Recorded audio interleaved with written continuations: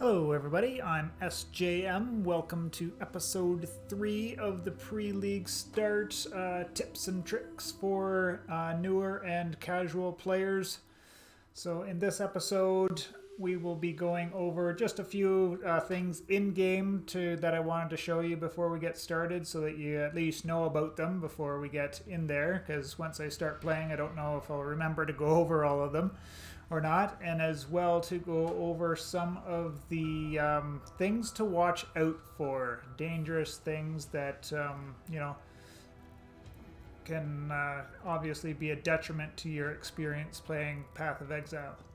So in the last episode, I did mention about the loot filters. So you just go to your UI tab, and it's down near the bottom here. So here we can see that you got the item filters there. So you go from none, which is just your standard out of the box. GGG is going to show you everything that's on the ground with some amount of priority and coloring, but it won't be very good at all. And then just if you're on Filter Blade, you can set up these to load onto your account automatically, or if you don't like that, if you don't want to sign up for the account and stuff, you can always just download it and put it into the proper folder in your Path of Exile thing. So you just have to, if you just click on Show Folder here, it'll open the folder that's on your drive to show you where you need to put that. So you just take it from your downloads and put it into the folder there for your item filter, so that it'll show up in this list here. Another thing that we definitely want to do as we're getting into being a little bit better at the game is having this advanced mod descriptions ticked off. This will be, it's not super important, but it definitely is helpful. So if we look at one of our items here, you can take a look at these gloves. Actually, let's just look at this belt. It's a little bit more simple item to look at there. So if we hold Alt while we're over this is what the advanced mod descriptions, and you can just look it up in the input what the button to do it is, but it will show you additional information about your item. So if we take a look at this, it's got an implicit modifier, which is 31 to 40, so this is, a little bit on the lower end of the rolls there. And then you've got a tier 3 mana modifier, a tier 10 defenses modifier, a tier 1 life modifier, and a tier 3 chaos resistance modifier, and then the crafted modifier below it. And this just gives you an idea of how good your item is, both in the tier ranges, which lower is better. So the more tier 1 things you have is better, and then it'll tell you the range that it could roll in. So my tier 1 life modifier is 96 in the 90 to 99 range, so just right in the middle there. Nothing super special, but good to have the tier 1 life modifier on there, along with a little bit of chaos resistance. So that's advanced mod descriptions. Definitely one of the handier things if you're looking at your own items or looking at other people's items. You can figure out exactly why somebody else's item might be a lot better than yours with higher numbers, because they've got higher tiers on their modifiers. There might be some things in here that you might want to do. So map transparency is one thing that I use a lot. Don't save any changes there. So the mini-map usually sticks in the upper corner, but I will always put it on the main screen. It's something that it took me a long time to actually adapt. Like I was constantly, I don't want it in the middle of the screen, it's too distracting for me, and then I always kept it up in the corner. But then as I grew more comfortable playing and using the mini map on the screen, you kind of get used to it, and you can see through it a little bit better. And then it's also super quick to zoom back out to where the map is, rather than if there's anything going on the screen, to see where you're supposed to be headed and going. So playing with some of those options in there just to make that either more or less intrusive for you. So Landscape transparency just will, if you've got cliffs and stuff like that in a zone, that'll make it how easy it is to see behind the cliffs. So if you got that turned all the way up, you might not be able to see things that are hiding behind the cliffs. Maybe you like that, maybe that's better, maybe that annoys you, you want to turn it all the way down. So totally up to you on there. Map zoom, just like that. I always keep it all zoomed all the way out so I get more information at a glance. Input is another thing that you might want to change. So say you're using something like one of your flasks, and you got your hand on your Q, W, and E, and possibly your R if you're a four-finger user, but you don't want to have to reach over to hit your T all the time, or when you're doing your flasks you have trouble getting the 1 because your baby finger won't go up to it there easier. You can always rebind these to something that's easier for you. So sometimes it's worth putting one of your flasks or one of your abilities to the space bar. So here, my focus, I would want that one to be on my space bar because I would use it from time to time. Because I've got this bonus on my helmet which says increased duration of ailments I inflict while focused. So there's other bonuses that you can get while focused and stuff like that, in which case you want to have the focus on a handier button rather than way over on the T where you're fumbling to get your finger over to hit it, especially in the heat of battle.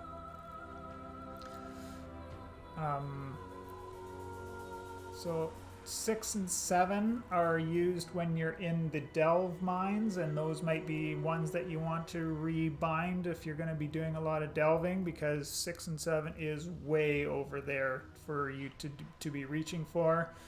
I got used to it, but if you don't want to, then you can just rebind it to something else. Just note that when you do rebind something, if that key already has something bound to it, it will reset it. So say I wanted temp bound skill 2 to be on space,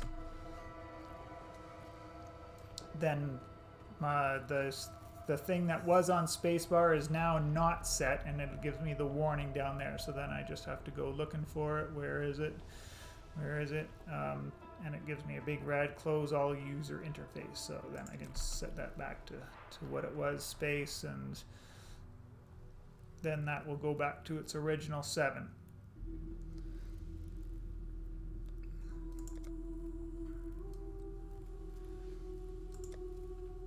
So notifications, you can turn these on and off as you feel fit. If you're in a big guild, you might want some of these things turned off so that you're not getting spammed with people joining your guilds or your areas or things like that. I've never seen any use for it, but that's just that there. The chat window you open with enter. You can have some of these things open, but I would definitely always have local open. Whispers, if you're trading, you'd always want your whispers open. And then if you're in a guild, then having your guild open, then other people can chat at you while you're in the guild. The trade one, if you don't have premium stash tabs, then this is where you're going to be spending your time trying to sell your items. It's it's a huge burden, and it's not really fun to do at all, but that's kind of where you do it. And then global is just a place where you can go for listening to chat. Sometimes it's no good, sometimes you get all sorts of different things in there. So, and party, obviously if you're in a party you want to have that open there.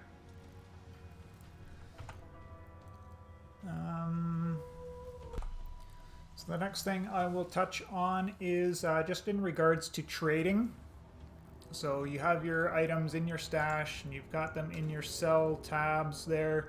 You've got, basically you have to right click on a premium tab, and then you tick the public so that other people will be able to see it and the APIs will be able to pick it up. So for the official trade site as well as poe.trade, they can show them on their screen, and then other people can see it over there, and then if they want to buy it, then they can whisper it to you.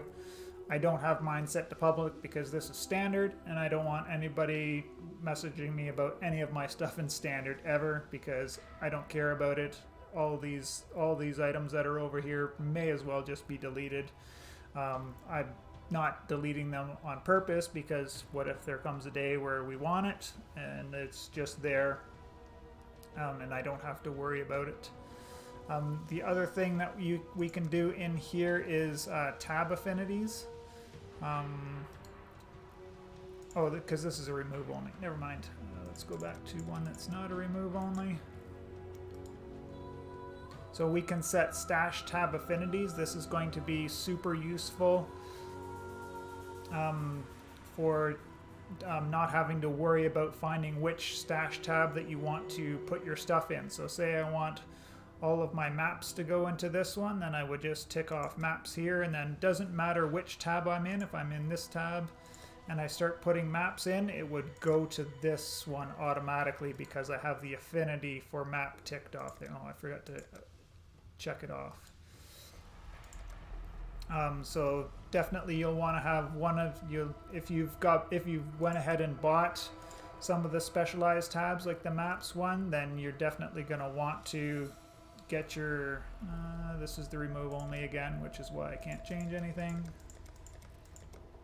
So this is my regular one. You can set the affinities. There's only one choice for a map tab because only maps can go in there. So then you tick that, and then it doesn't matter which tab you're in. If you click a shift click something from your inventory, it'll automatically, if it's a map, it'll automatically go in there. So affinities, super handy addition they added just recently. I love it. It's saving me a little bit of headache, finding out, oh, do I have, all of my essences, which tab do I have them on in this league? So, maybe this is the one, maybe my one is where I want to put all my div cards and all of my fragments and all of my metamorphs. Like, I'll do things that take up just one square, and then just, be able to shift click from anywhere, and they'll end up where I want them to be, all of one kind. Obviously, your currency tab would be the one where you would have your currency going to. And uniques, unless you're one of those people who's trying to collect all of the uniques in the game, there's really no reason to use that one, but that's a story for another time, I guess.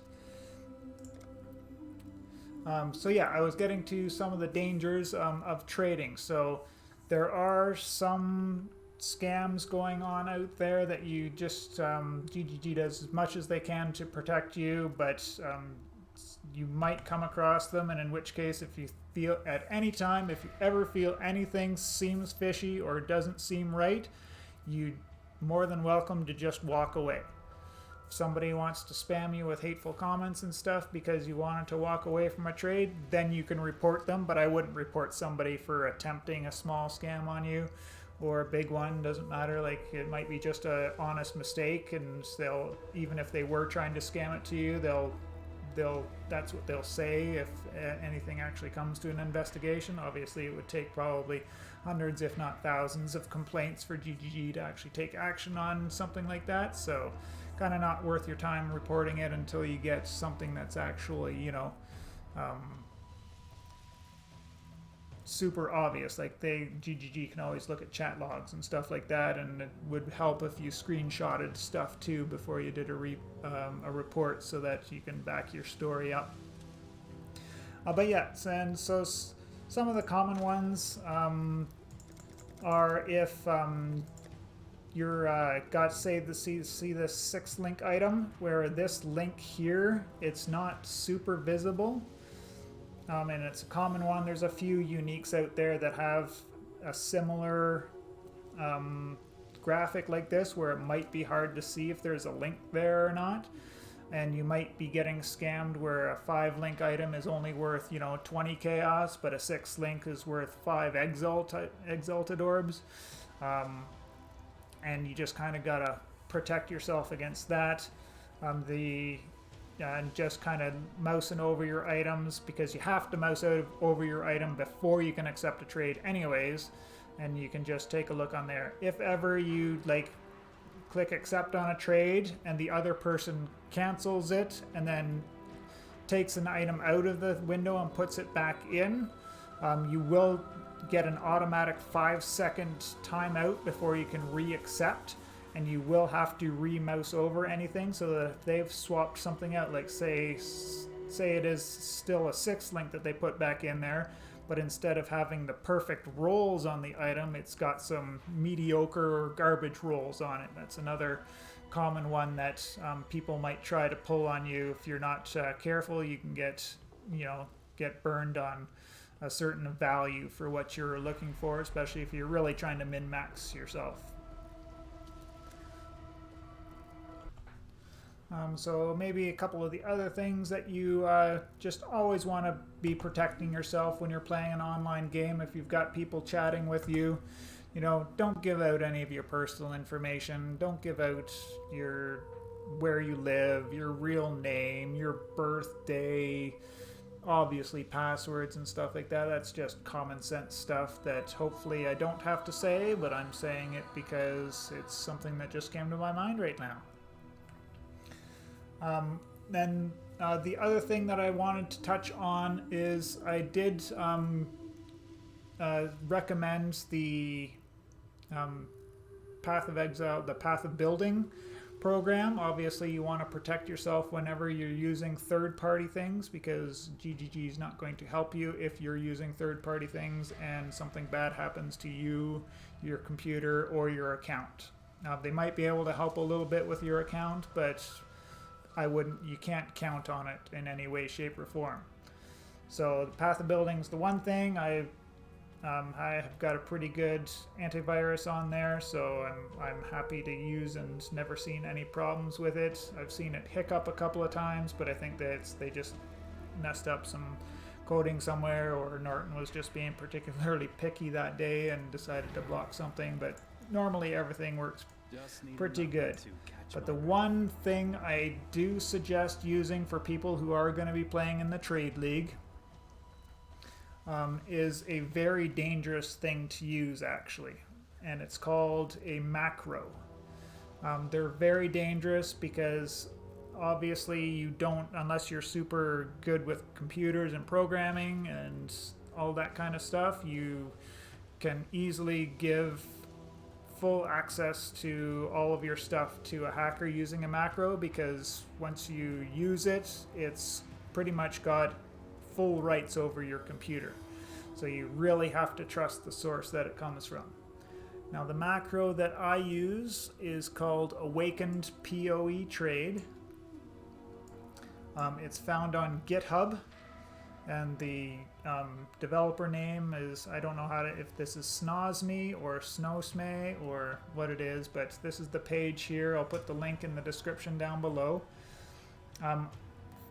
He puts it right at the top of the thing. You can download Awakened PoE Trade here. Any other mirrors are not known to the developer. Downloading from them may be unsafe. So when if you're Googling for it or looking for it in a different way other than the link that I put down below, then definitely take it with a full grain of salt.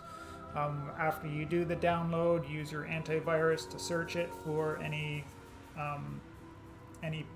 issues. If it does, don't use it. Delete it right away. And then do the scan on your computer to see if it managed to worm its way in anywhere, because like I said, that's a very dangerous thing. Once you've launched one of these macros, there's nothing you can do after the fact. Couple of things to note there: that you can't have PoE in full screen mode when you're using this macro. You can only use windowed or windowed full screen, and at the moment only English and Russian going on there. You do have to run it with administrator rights, so it might require a little bit of research on your end, but I think the way it comes installed, it's pretty straightforward.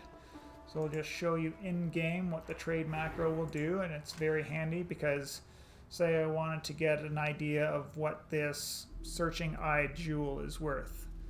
I'd have to go over to the trade site, and we may as well do this live because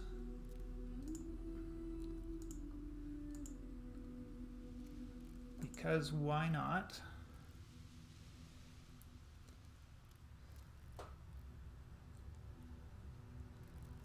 And now, because it's just a basic rare item, there's no way to search for it in the search bar up here. So I would have to open up the filters. I'm going to look for a jewel, and it's an abyss jewel actually, so we can narrow the search down a little bit there. I know it's a rare one. And then I would type in the stats that it has. So it's got cold damage, 2 attacks, and maximum life. So back to trade. Cold damage, 2 attacks, so there to there, and maximum life. I wouldn't necessarily put in your exact rolls. You can kind of base your price on what you find in here. So 2 alterations for this guy, 1 chaos for this guy, 1 for this guy. So it's generally, you know, a pretty low value item, 1 to 2 chaos it looks like on average. But how long that took me to do there with the trade macro, I just push the key combination, and for me it's Control D, actually right there, and then this is coming up. Now these are super unreliable, especially in standard, where this is telling me it's between 127 to 191 chaos. That's with 96% confidence. Well, I know that's a total lie. So if I keep hitting control, I can go over here and then do this. It'll do the search, and just basically exactly like I just showed you, there's a whole bunch of things in there that very cheap, but if I wanted to get things with my exact rolls, then I can just tick those boxes, then go back down to the search there, and we can see there's a few out there that are a little bit cheap, and then the bulk of them 10, 20, 30 chaos there.